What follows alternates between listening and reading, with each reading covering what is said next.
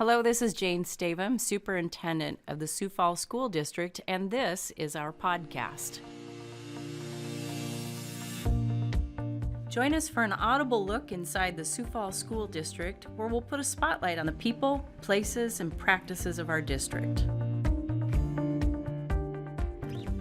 Well, hello, everybody, and welcome back again to our podcast. I'm Jane Stavum, the very lucky superintendent of the Sioux Falls School District, and today my guests are two people who do so much for so many that I thought it was a great thing if we all sat down in the same room together and talked about what this partnership really means, which is between our school district and the United Way. So with me today, I have Christina Riss, who is the Chief Operations Officer for United Way of the Sioux Empire, and Patty Lake Torbert, who oversees all of our student services, counseling, social workers, kind of all of the things that are out in our schools that help us meet the needs of students and families in so many ways, and two just lovely fellow women leaders. And so welcome to the podcast. I want to start with you, Christina, and talking about the United Way, which has been around for a long time, but give us kind of the elevator pitch, if you will, of what is the United Way and what do you do for a school district? Yes. So Sioux Empire United Way has been around since 1929, and really our focus is to positively impact as many people as we possibly can within the Sioux Empire area. And we really focus on impacting the lives of children, vulnerable adults, and people in crisis. And so really, when you think about those populations, children, vulnerable adults, people in crisis, I think a natural partnership forms between our organization and the school district. Yeah, a lot of layers when you think about the layers of adults and the layers of children and what that means for some of our families.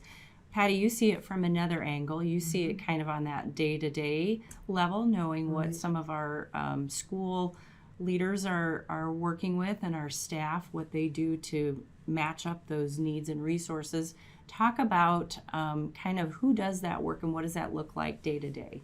Right. So I appreciate you saying that partnership with the Sioux Falls School District, Christina, because we are so fortunate that we have so many different partnerships and that they are needed. They're not just our kids, they're our community's kids and families. And so that help comes in so many ways, and that need is in every area. When we think about that we educate children, we also are feeding children. We're also helping with clothing. We're helping with families that are homeless to families that are trying to maintain just what they have in their family, but it can be a tough go. And so we have social workers and counselors that are kind of the people that are on the ground doing the work as far as trying to meet those needs, but then we have administrators and teachers that obviously see that need and reach out for that help. And so that's where United Way has helped out in so many ways.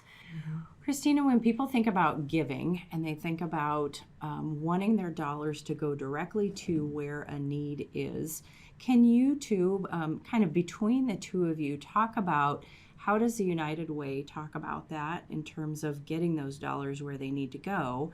And Patty, talk about how you make the needs known so that an organization like the United Way can talk about the need and people know how that bridge is built. What does that look like? Yeah. So at United Way, we have a lot of volunteers. We rely on our volunteers to really allow our mission to move forward. And so one of my main roles at United Way is working with the Community Impact Division. And so we have around 60 volunteers that spend over 1,000 hours every year reviewing funding proposals that are coming from different organizations within the Sioux Empire. They're meeting with those agencies. They're spending hours reviewing that documentation and making funding recommendations. And so it really is a very lengthy process. And so when an individual is looking to make a gift to our organization, they can do so with the confidence of knowing that they have been well vetted. Our volunteers really have looked at all of the needs, and that every program that is supported by United Way has strong outcomes and that financial need for support. And that process really allows us, we are currently raising funds to support 75 different programs within our community. And so, that really allows us to have that significant impact within the community in all of those different areas. When you think about that, 75 programs, that is a lot. That's a lot of need, and it's a lot of meeting the need. What does that look like for a need that's been met for us, Patty? So we have the United Way. They say, yes, we're willing to support you. What's an area of impact that we've seen from those gifts? You know, one of the first gifts that I remember receiving from United Way that impacted actually another group within our community, LSS, was with counseling services in the PATH program.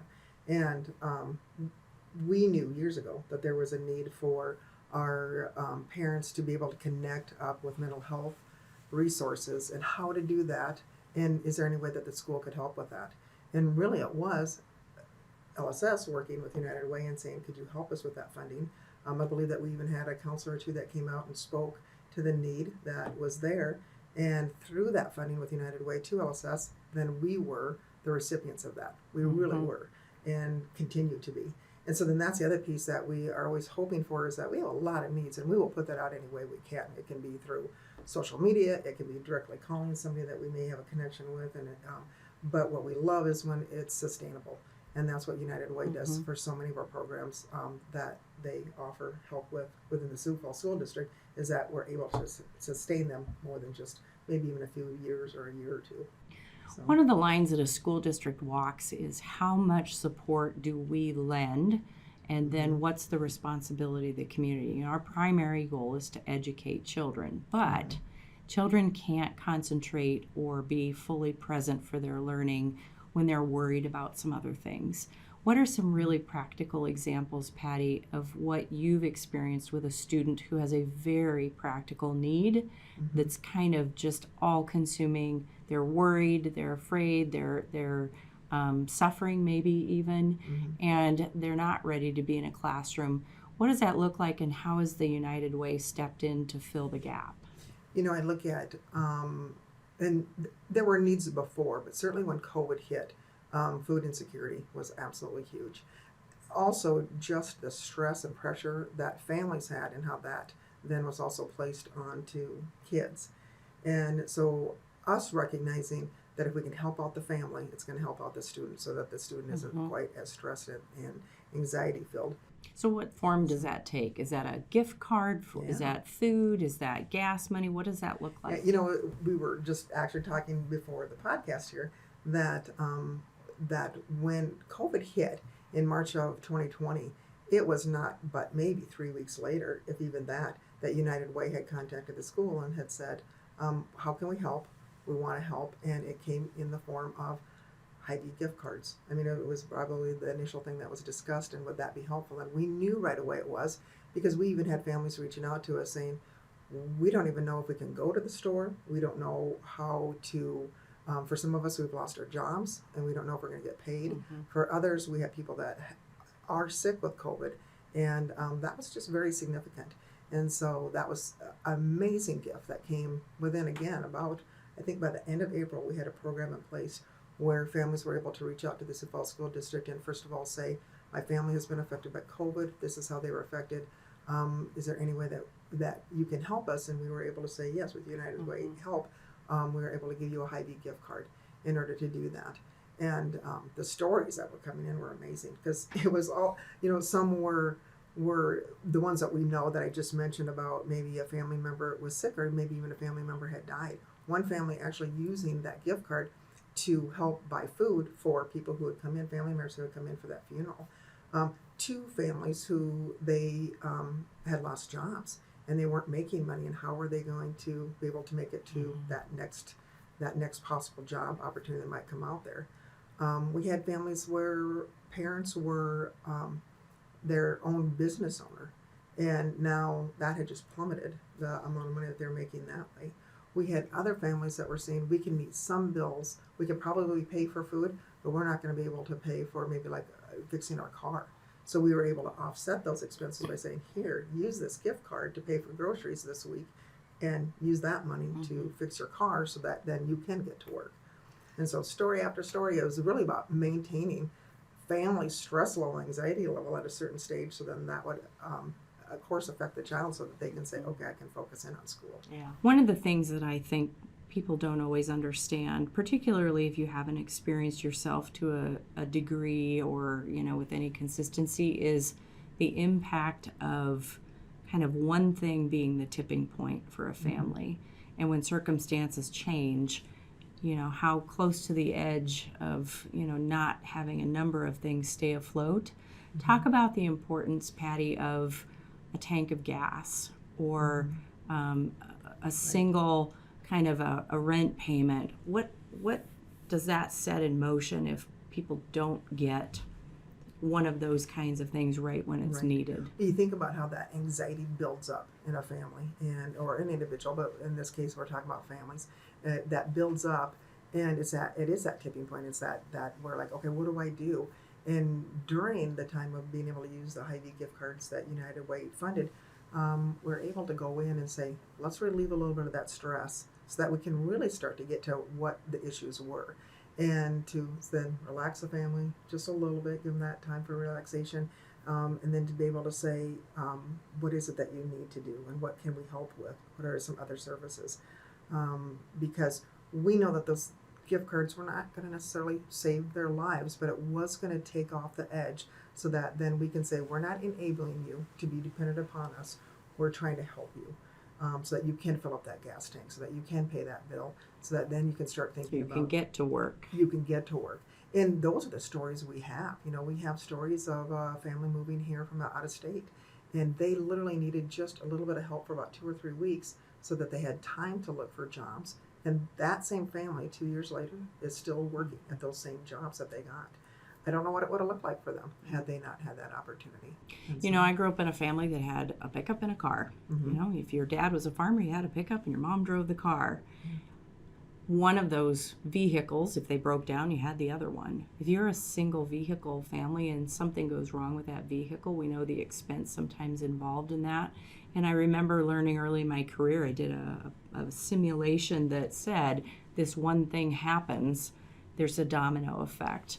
Christine, have you seen the domino effect where United Way has stepped in and been able to kind of alleviate what might have been more catastrophic? I mean, I think that's, so many of our programs, right? And whether you're being able to provide scholarships for childcare, or you're able to provide scholarships for an out-of-school time program, or even for mental health services. If an individual is not able to afford that, the idea of going and getting, going to a counselor is overwhelming. But if you're able to provide that support, that they're able to go in and get that service without that additional stress, that's really, like what Patty's talking about, that ability to just kind of refocus and be able to move forward and think through all of the things that you need to do in order to successfully move forward. And without those little pieces of people in the community helping to support that, I think like you said, that just continues to snowball for individuals. I think that's the power of it. It has the ability to change a trajectory. And that trajectory may be going in a really bad direction, and with one touch point or a couple of interventions, you change the trajectory and you allow a family to continue to be whole and recover and continue on in a good, positive path. I have a great story that I think is going to connect this up. We had a student a couple years back, well, actually it's now going to be over 3 years back, that they were in our health careers program looking at getting their certification for CNA. And at a time when their family really probably could have used a student working and contributing money to the family. And we were able, again, with that help, to say to the student, keep working on it. You're so close, and your end goal is actually med school. So keep working on this. Let us see if we can help out again, just with a few touch points of being able to assist so that she could stay on track. And so 4 years later, she is still in college and looking at pre-med, as what her undergraduate obviously is focusing on med school. And we do talk about wondering, would she still be there? Would she still be even on that trajectory of becoming possibly a doctor? Yeah. So again, it wasn't in our big picture, maybe it wasn't life-changing. I think in that family it was obviously life-changing. So it's what we do. Yeah. Life-changing. I think it's really interesting when we think about meeting needs in a community that there's a lot, and it's a lot to discern, because while you feel so many, there are still some that go unmet, or maybe another agency picks up in some way. Christina, how do you discern when you're looking at allocating funding? In our district, the United Way provides some funding for our after-school programming. Money goes to some of the programs that we support through counseling, social services kinds of things. How do you allocate looking at programs that stay in place for a long time versus things that support situational needs, like a family losing a job or a home, or a catastrophic event that kind of throws things into an unexpected need? How do you discern between that? The interesting thing with United Way is when you talk to a lot of organizations, when kind of one-time gifts or one-time needs, sometimes those are actually easier to be able to find a supporter to support that need. And that's really where United Way comes in. When we look at most of the programs that we're supporting, we want them to be able to be sustainable. We know that they're meeting a significant need within the community. And so we really are kind of that long-term funding support to allow programs to be sustainable and continue to meet those needs. As long as, of course, that they are still being able to show those strong outcomes and that there is that need for support. At the same time, there's always the community is changing, the needs of our community are constantly changing, and so every year we do have new programs that apply for funding and are able to really support some of those new needs that are kind of coming forward that way as well. Mm-hmm. Is there anything that stuck out to you over the last year that you've seen kind of emerging? If we take COVID out of it now, we're a ways out from that. Have there been other needs that have emerged that you're kind of seeing a pattern or a new trend? I would say, and I was just visiting with someone about this yesterday, when you look at the number of programs and things that we support, we kind of have, a groupings of programs like out of school time, seniors, mental health, the ones that have really significantly grown. And I do think that a lot of it has to do with COVID and kind of coming out of that. But the greatest impact areas are at-risk individuals and families and mental health. By far, those are the greatest needs that we're seeing within the community. And I'm sure that as a district, those are the same types of things that you're seeing. And so we definitely, over the last few years have continued to receive additional requests from those types of programs and have been able to really increase our support for current programs, but also take on the support of new programs that have come in during that time. When you think of support, we just finished our organization as a school district. We do a United Way drive, and I believe we increased our giving beyond last year, which I'm very proud of with our staff. They see that work day to day and how the United Way meets so many needs, and we're part of how we give back that way. So proud to say that.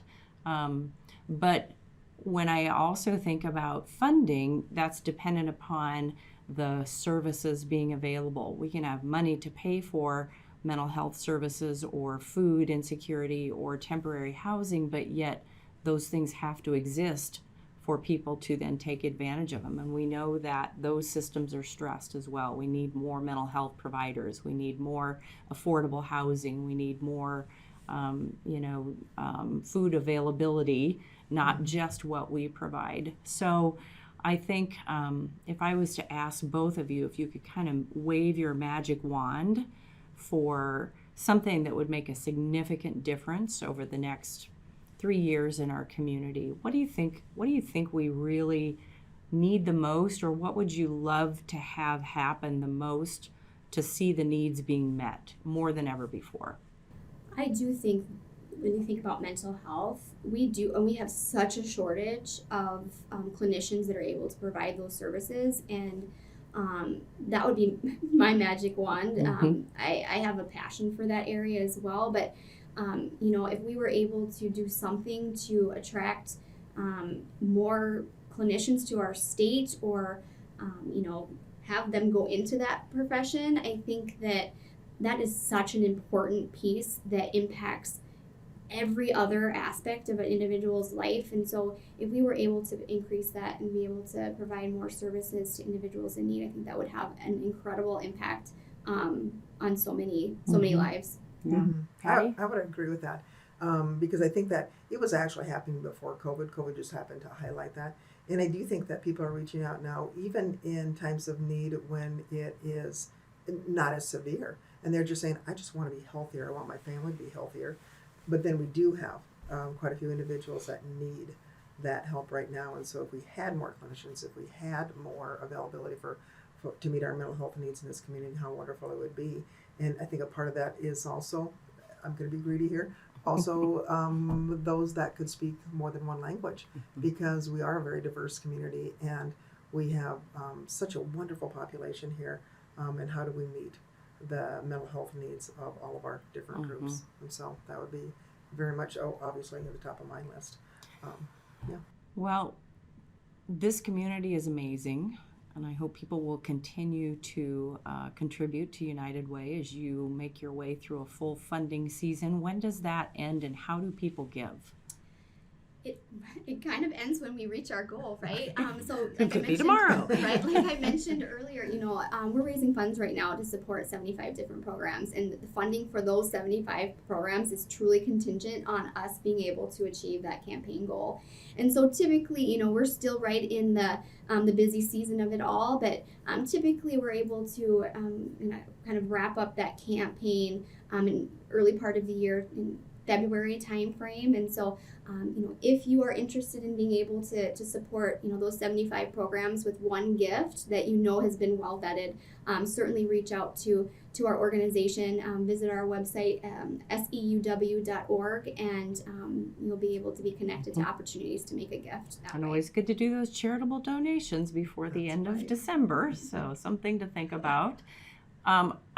I love thinking about partnership and the partnerships. You're such a great bridge for that, Christina, with the United Way. It allows so many individuals as well as organizations to partner up, build the bridge between meeting the need, whether it's a school district, it's our elderly population, it's some of our city programs. All of that contributes to the health of Sioux Falls and the greater Sioux Falls area. And so we're grateful for your work. We're grateful that we have so many giving people that want to meet the need. And if people are aware of a need, they can certainly call United Way, call the school district, and if we don't have what's needed, we can usually connect people with the right services and resources. So we are public entities, and that's what we do, is serve our public. So thanks for being with me, and we appreciate what you both do to connect people to meet the need. Thanks for having Thank us. you. Yeah.